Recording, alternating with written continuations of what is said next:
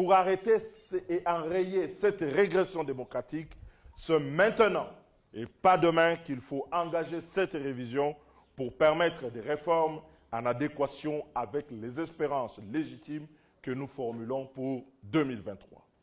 15 ans après le référendum constituant de décembre 2005, 14 ans après la promulgation de la Constitution du 18 février 2006, 15 ans de pratique et de mise en œuvre laborieuse de cette Constitution, marquée par 3 cycles électoraux, tous incomplets en 2006, 2011 et 2018. Vous avez sorti la question de la révision constitutionnelle du maquis de l'anti-révisionnisme où elle s'était réfugiée, en devenant aujourd'hui, après l'expérience de 2018, l'instrument détourné des ennemis de la démocratie et de la liberté qui en ont fait le lieu de perversion aussi obscène que l'achat des mandats publics, chose inacceptable dans une démocratie.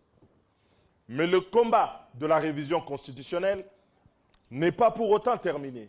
Nous allons triompher de ce combat si nous respectons un certain nombre de principes que nous voulons ici rappeler et qui doivent nous guider. Le premier principe, c'est que la révision constitutionnelle ne doit pas être conduite au service des intérêts partisans d'un camp contre un autre. 2.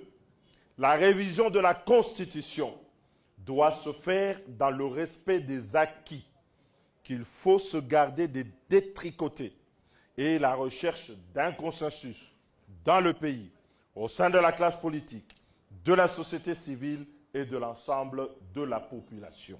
L'Envol se réjouit donc qu'aujourd'hui, à la suite du président de la République, d'autres acteurs politiques nous emboîtent le pas pour soutenir désormais ouvertement l'idée de la révision constitutionnelle.